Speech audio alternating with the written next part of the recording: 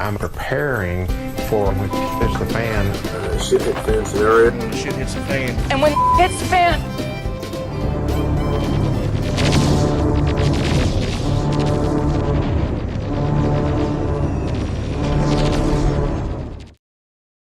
Singularity is a future period in which technological change will be so rapid and its impact so profound that every aspect of human life will be irreversibly transformed. There won't be a clear distinction between humans and machines. Our computers are not going to be these rectangular devices we put in our pocket. They're going to be inside our bodies and brains, and we're going to be a hybrid of biological and non-biological intelligence. If you go back 500 years, not much happened in a century. Now a lot happens in 6 months. Technology feeds on itself and it gets faster and faster. In about 40 years, the pace of change is going to be so astonishingly quick that you won't be able to follow it unless you enhance your own intelligence by merging with the intelligent technology we're creating. So that's such a profound transformation that we've borrowed this metaphor from physics and call that a singularity.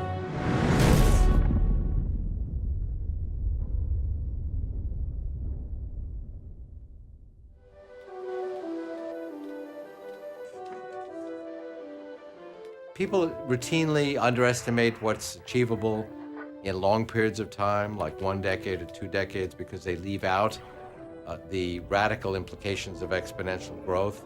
We can already sense how much more change occurs in a year than in the years before that. You speak to young people, teenagers, and even in their lifetimes, they can see how much more quickly technology moves today than it did 5 years ago. Acceleration of technology is the implication of what I call the law of accelerating returns. The nature of technological progress is exponential. If I count linearly 30 steps, 1, 2, 3, 4, 5, I get to 30. If I count exponentially, 2, 4, 8, 16, 30 steps later, I'm at 1 billion. It makes a dramatic difference. About 40 years ago, Gordon Moore saw that there was exponential growth in the power of semiconductors, of chips. Basically, every 2 years, we can put twice as many components on a chip. And because they're closer together, they run faster.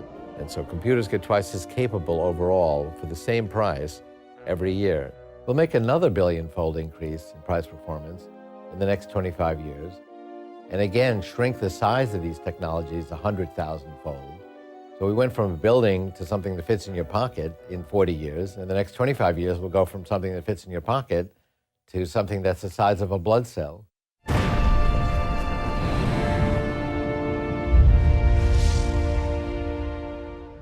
The reason that information technology grows exponentially is that we use the latest technology to create the next. So each new generation of technology grows exponentially in capability, and the speed of that process accelerates over time. This is true in general of an evolutionary process. In fact, even biological evolution, long before even humans evolved, shows the same phenomenon. The very first paradigm of biological evolution was the evolution of DNA.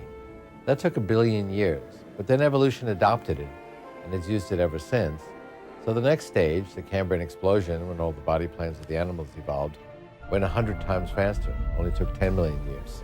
After a few more steps, Homo sapiens, the first technology-creating species, evolved, not only took a few 100,000 years. Evolution then shifted from biological evolution to technological evolution. It took tens of thousands of years to evolve stone tools, fire, the wheel. And then we always use the latest technology to create the next technology. So the whole pace of technology has accelerated. Major paradigm shifts like search engines evolved in just 5 or 6 years. And the reason we get to a singularity, a point of astonishingly quick change, is because it's going to go into very fast gear over the next several decades.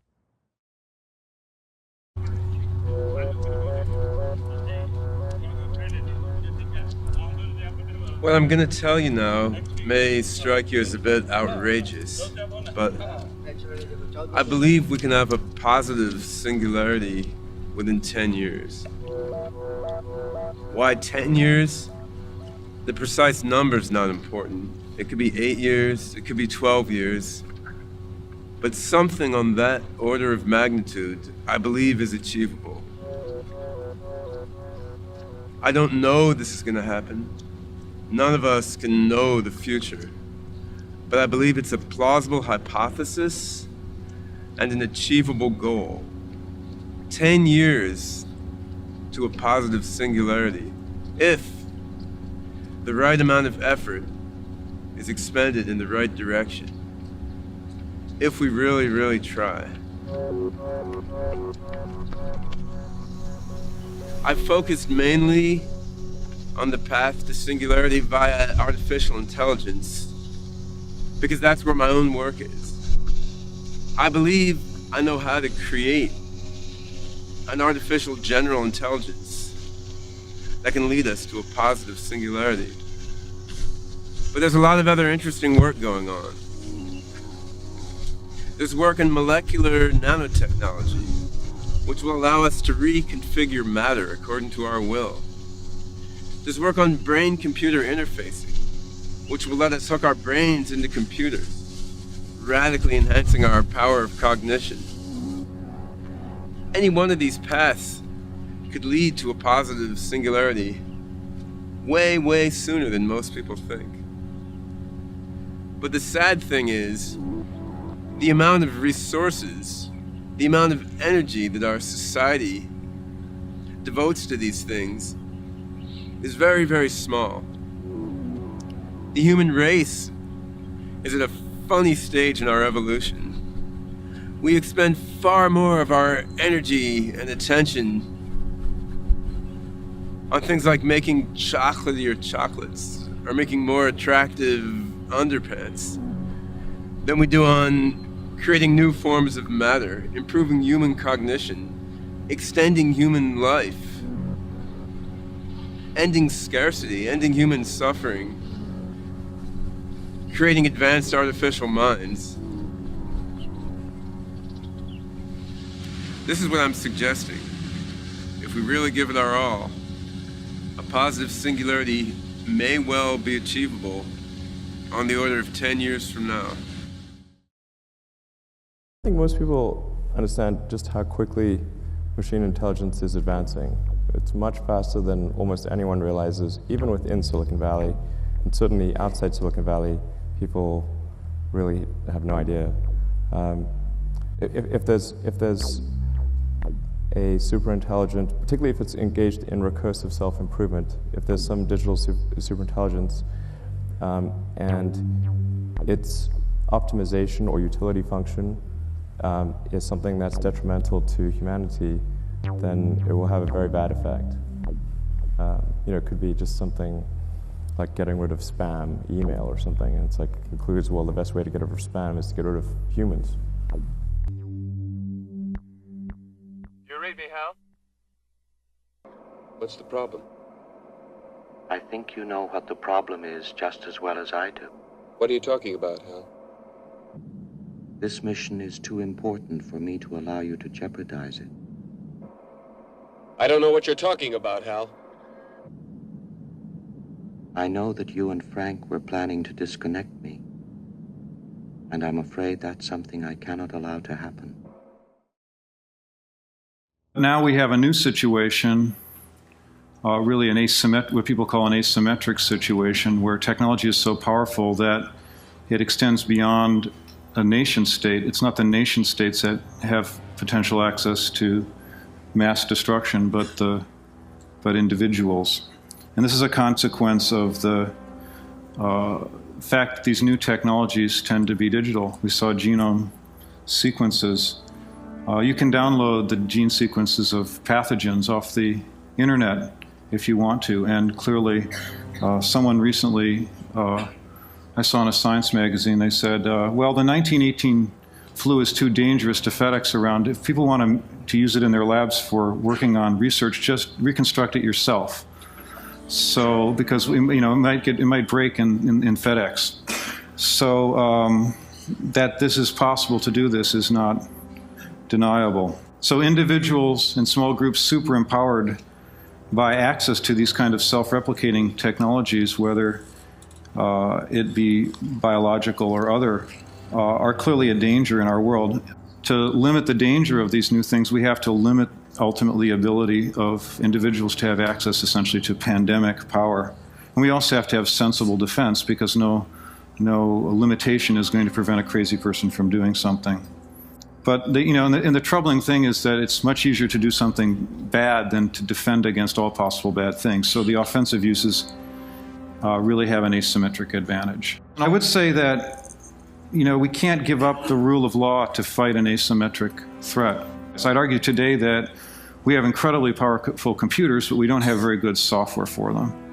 And it's only in retrospect, after the better software comes along, you take it and you run it on a 10-year-old machine and say, God, the machine was that fast. I remember when they took the Apple Mac interface and they put it back on the Apple II. The Apple II was perfectly capable of running that kind of interface. We just didn't know how to do it at the time. Now, I want to give you a specific example of a new material that was discovered 15 years ago. If we take carbon nanotubes, GM had discovered them in 1991. They just have incredible properties. And these are the kinds of things we're going to discover as we start to engineer at the nanoscale. Their strength, they're almost the strongest material, tensile strength material known. They're very, very stiff. They stretch very, very little. In 2 dimensions, if you make like a fabric out of them, they're 30 times stronger than Kevlar. And if you make a 3-dimensional structure like a buckyball, they have all sorts of incredible properties. If you shoot a particle at them and knock a hole in them, they repair themselves. They go zip and they repair the hole in femtoseconds, which is really quick. If you shine light on them, they produce electricity. In fact, if you flash them with a camera, they catch on fire. If you put electricity on them, they emit light. If you run current through them, you can run 1,000 times more current through one of these than through a piece of metal. You can make both P and N-type semiconductors, which means you can make transistors out of them.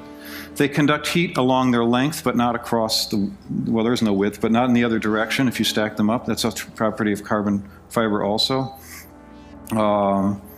If you put particles in them and they go shooting out the tip, they're like miniature linear accelerators or electron guns. The inside of the nanotubes is so small, the smallest ones are 0.7 nanometers, that it's basically a quantum world. What we see is with these and other new materials that we can do things with different properties, lighter, stronger, and apply these new materials to the environmental problems. New materials that can make water, new materials that can make fuel cells work better, new materials that catalyze chemical reactions that cut pollution and so on. Ethanol, new ways of making ethanol, new ways of making electric transportation. The whole green dream, because it can be profitable. Ray Kurzweil and I wrote an op-ed in the New York Times about how publishing the 1918 genome was very dangerous, and John Doerr and Brooke and others got concerned, Brooke Byers, and we started looking around at what the world was doing about being prepared for a pandemic, and we saw a lot of gaps. And so we asked ourselves, can we find innovative things that will go fill these gaps? And as Brooke told me in a break here, he said he's found so much stuff he can't sleep. Just there's so many great technologies out there. So if we can use technology, help address education, help address the environment, help address the pandemic, does that solve the larger problem that I was talking about in the Wired article? And I'm afraid the answer is really no, because you can't solve a problem with the management technology with more technology. If we let an unlimited amount of power loose, then a very small number of people will be able to abuse it. We can't fight it at a 1,000,000-to-1 disadvantage. How could you keep the law? I think the law would be a really good thing to keep. Well, you have to hold people accountable. The law requires accountability. Today, scientists, technologists, businessmen, engineers don't have any personal responsibility for the consequences of their actions. So if you you have to tie that back with the law. And finally, I think we have to do something that's not really, it's almost unacceptable to say, is which we have to begin to design the future.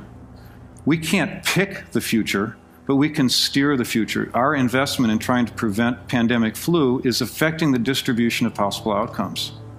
We may not be able to stop it, but the likelihood that it'll get past us is lower if we focus on that problem. So we can design the future, if we choose what kind of things we want to have happen and not have happen and steer us to a lower risk place. But above all, what we have to do is we have to help the good guys, the people on the defensive side, have an advantage over the people who want to abuse things. And what we have to do that is we have to limit access to certain information.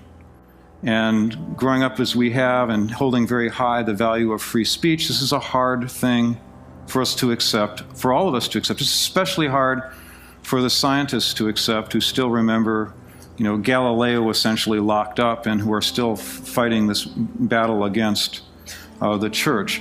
But that's the price of having a civilization. The price of retaining the rule of law is to limit the access to the great and kind of unbridled power.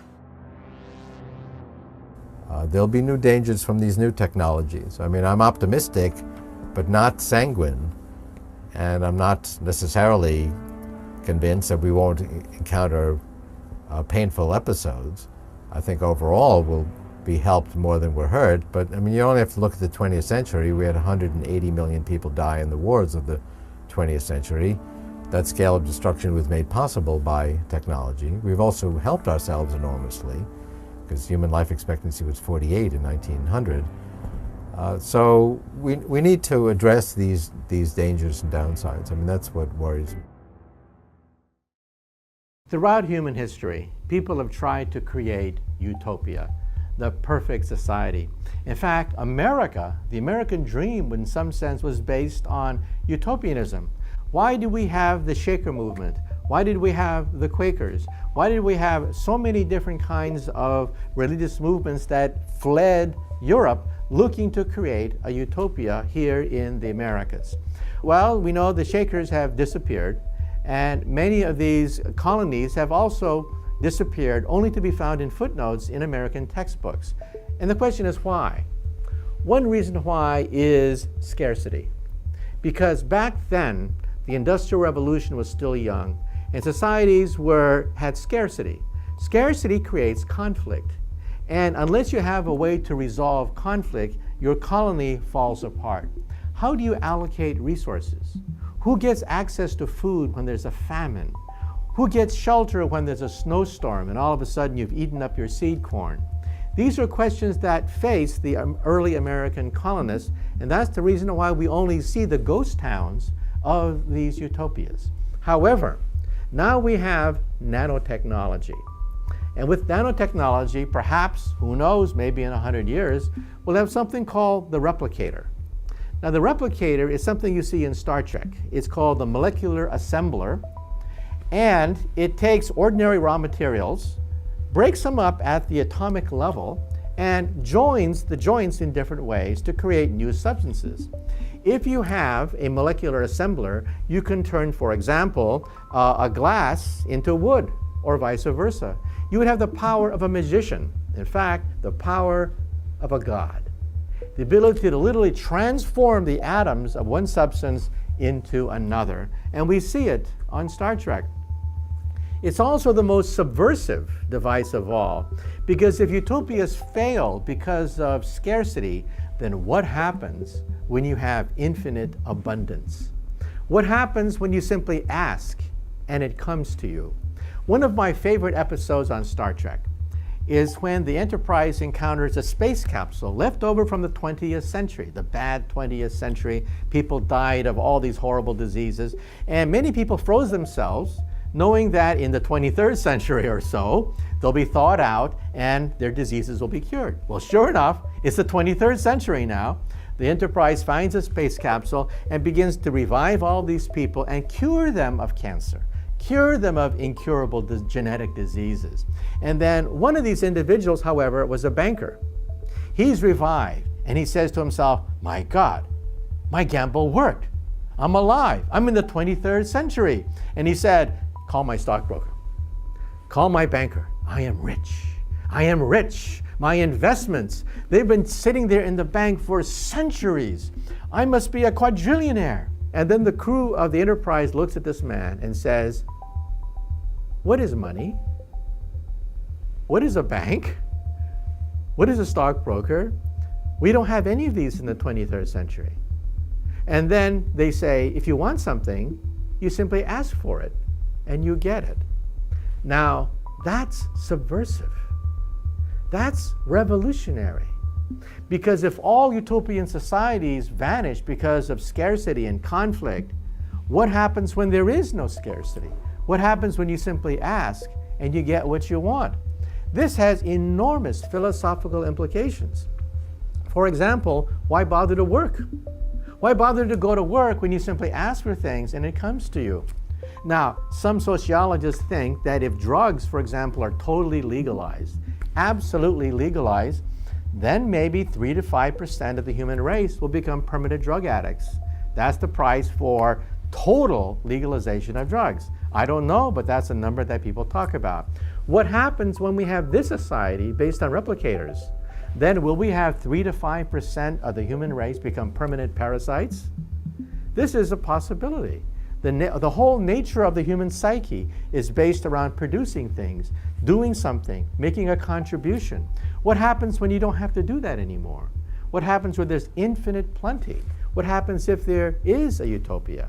The detractors will say, bah, humbug. There is no replicator. It violates the laws of physics. Well, actually, that's not true. There actually is a nanobot that can replicate, actually take apart molecules and rearrange them in fantastic ways. Mother Nature has already created it. It's called the ribosome. The ribosome can take hamburgers, milkshakes, and turn them into a baby in 9 months. That is a miracle. The ribosome takes hamburgers, French fries, potato chips, breaks apart the molecules, and reassembles them into DNA. Mother Nature has created the replicator. It replicates humans. But what happens when humans create replicators by which we can replicate everything? People have this idea that computers, robots, somehow have to be cold and impersonal and uncaring. I don't see why that's true. I believe we can build artificial minds that are more caring, more compassionate, have better and more stable goal systems than any human being. Once machines can think better than us, all these other technologies will develop faster and faster. Instead of humans developing micro machines, nanomachines, brain scanners, artificial organisms, superhuman minds will be doing this science. At that point, human beings are no longer in control.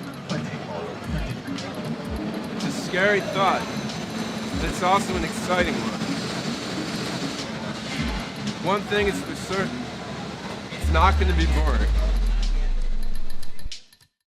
Back in, I think, 1993, I wrote an essay called On Becoming Posthuman, and I wrote that for Free Inquiry magazine, which is probably the premier humanist publication in the United States, the invitation of the editor. And that was a very interesting experience because he told me the response, first of all, it was a huge response. He got more letters responding to it than he had in any previous article. And he said they're pretty evenly divided, 50-50, but half of them said, this is really fascinating, I'd like to know more about this, it sounds like a good idea. And the other half thought this was a terrible idea because it was challenging humanism. It was challenging the idea that we should just be the best humans we can be, because we're saying we can become something more than human. So those people sort of clung on to the current idea of the human, whereas I think the other half understood that we're really building on humanism. So I see transhumanism as a direct descendant of the Enlightenment humanist project, of challenging every orthodox belief, challenging everything that we currently accept and saying, why can't we do better? Why can't we improve human biology? Why can't we change our genome? Just because it's the way it is doesn't mean it's as good as it can be. Why do we age and die? Why can't we do something about that? People tend to make an apparently clear distinction between treating a disease or a dysfunction, therefore getting a cochlear implant or a new heart valve on the one hand, and enhancement on the other. And a true enhancement would mean essentially becoming something better than you are, or higher functioning, perhaps better than any human being is. But that distinction is really pretty blurry the more you look at it. However, I think what we'll see is that as these become available and tested and safe, that people will very quickly forget their objections. It'll be very much like, say, open heart surgery. When that was first introduced, most people wouldn't realize this now, but most people were horrified by the idea. I mean, not really surprisingly if you think about it. We're talking about cutting your chest open and sticking your hands in there and moving things around and sewing things up. That actually is a fairly gruesome idea. But now we think, oh, okay, if I have to have it done, I'm not looking forward to it, but everybody does it. I think if we have life extension technologies, if we have cognitive upgrades, people will very quickly realize the benefits and advantages of those. It's certainly true that we've always extended ourselves physically and cognitively. We've used external calculating device like the abacus, for a long time. We've used various kinds of artificial teeth actually for many centuries. So yeah, and stones obviously to increase our ability to cut and to stab and to build things. So yes, we've extended the body and the mind for many, many years. I don't really call that transhuman. I tend to reserve that term for something that really makes a fundamental change in the human condition. And by the human condition, if that's not to be arbitrary, I think it has to mean defined by our genes, because that's what separates us from other species. So if our genes then lead to a certain kind of brain development, a certain ability in the range of visual acuity, of auditory perception, which are limited by the way our genes have built us, then when we start talking about directly altering those genes to give us abilities beyond that, or implanting devices, or doing some of the re-engineering of the human body or brain that allows us to have perceptual and cognitive and emotional ranges beyond that of any human being, then we can talk about transhuman. So wearing contact lenses doesn't really make you transhuman, but it's all part of the same process of augmenting ourselves. It seemed to me many people may not have a clear idea of what transhumanism is. They'd heard many talks about various particular aspects, certain technologies, whether it's robotics or AI or biotechnology, but they may be wondering, well, how does this all fit together? What exactly is transhumanism? But really the core of transhumanism is the idea of using reason, science, and technology backed by goodwill to overcome fundamental human limits, to live longer than we've ever lived, to become smarter, to become emotionally better than we've ever been. That is the core of it. All the other things are details. The particular technologies are not the essence of it. Maybe we'll use nanotechnology, maybe we'll use some other method, maybe we'll use biotechnology. So it's good to have arguments about which technology is most effective and most promising, but that's not the core of what defines transhumanism. There are a certain number of objections that come up frequently, especially when we talk about life extension. There are typical ones about, what about overpopulation, what about resources, won't I become bored, won't dictators stay on for millions of years ruling their countries. Other people complain that it's somehow unnatural, even though human nature has always been about modifying ourselves and changing ourselves. So there's certain standard objections come up, and to me they're all based on a combination of fear and lack of imagination. Essentially what people usually do when they think about these distant scenarios, they tend to project how we are today into the future. So for one thing, you talk about life extension, bizarrely they automatically think that we're talking about living older and getting older and older and more decrepit, and of course you would want to live like that, but we're not talking about that. We're talking about living youthfully and vigorously, in fact better than we've ever been. Or they project other things remaining the same, not having any different technology, no better means of dealing with the environment. The fact is that we've had environmental crises throughout human history. Back in the early Industrial Revolution, the British were burning all the forests for wood. But does that mean there are no trees left on the planet now? No, because we go through cycles, we learn new technologies, new ways of producing energy, and the same way we will respond to those challenges. So I think what transhumanists are pretty good at is thinking along multiple tracks. They can think about multiple changes at a time, not just one single change. That's not the way the world works. So almost all these objections are based on this false idea that one thing will change and nothing else will. Well, they just can't imagine other possibilities. They can't imagine new technologies changing the rules, as they have always done and will continue to do so. One of the most attractive things about transhumanism, I think, is it's a very thoroughgoing philosophy of improvement. It's about self-improvement, it's about improving society, about improving the economy, about improving all our possibilities. So it's fundamentally a very progressive philosophy. It's very popular, especially among young people, to make a big deal of being an anti-racist and anti-sexist. Transhumanists find that a little bit of a yawner because, of course, that's very obvious. If we're talking about making radical alterations to ourselves, then differences in skin color and gender seem pretty trivial by comparison. So it's attractive because it really overcomes those rather artificial distinctions and looks well beyond them to what can we individually and as a species do to vastly improve our condition. So that has to be attractive. It's bringing back a vision into society that's been lacking for some time. I think we've become so focused on short-term problems and complaining about how things are that we've lost a lot of that vision. In the Enlightenment, that was the thing. They came out of the Dark Ages when nothing much good had happened for 1,000 years, and so it was a very exciting view that, with scientific method we can actually improve life. If you're at the mercy of nature, if if you're stuck in one particular environment, you can't meet anybody else. You become very insular in your tribe, and everybody else is seen as an enemy. You become very narrow in your thinking. The long run of technological progress and of economic development means that we can afford to be generous. We can afford to treat people outside our immediate tribe as part of the same community. The level of violence has declined, as a number of recent books have been arguing. If you look at the actual trends, violence has massively declined over the last few centuries as we become wealthier and smarter and more civilized. So yes, somehow it's always the very latest technology that's dehumanizing. So I think, in another 50 years, people will look at genetic engineering and, oh no, that's fine, but there'll be some other technology that's dehumanizing. So it's really a matter of the unfamiliarity combined with the unfortunate tendency of science fiction, especially in movies, to always portray dystopias, these dehumanized futures, just because that's lazy and easy to portray. It's much harder to portray a future where technology has mostly beneficial effects.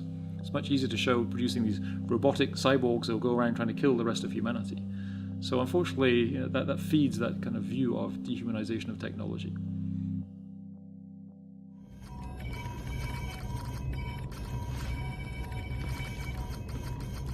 Worf, Klingon species, a warrior race. You two will be assimilated.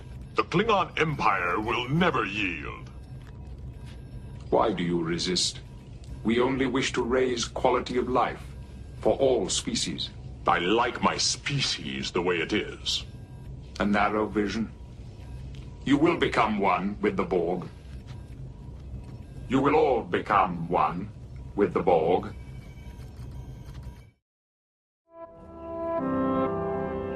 I read some interviews between the Dalai Lama and a number of scientists, and some of them asked him about artificial intelligence and consciousness. Can machines ever truly think? Can they truly feel and understand? Can they be self-aware? But he said in a sort of tongue-in-cheek way that perhaps one day when programmers die, though, they will be reincarnated in artificial intelligence programs.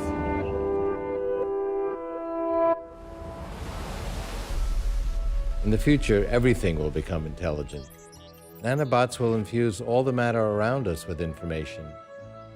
Rocks, trees, everything will become these intelligent computers. So at that point, we're going to expand out into the rest of the universe. We will be sending basically nanotechnology infused with artificial intelligence. Swarms of those will go out into the universe and basically find other matter and energy that we can then harness to expand the overall intelligence of our human-machine civilization. So the universe will wake up, it'll become intelligent, and that will multiply our intelligence trillions of trillions fold. We can't really fully contemplate. And that's really the main reason this is called the Singularity. But regardless of what you call it, it will be the universe waking up. So does God exist? Well, I would say not yet. Most men become more tolerant with more broad-mindedness.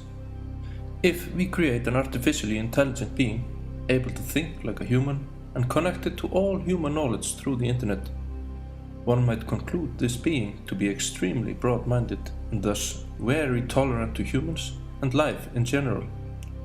We should not fear the machines, we should merge with them. You will become one with the Borg. You will all become one with the Borg. We can't fight them. I gotta fight them. We transcend them.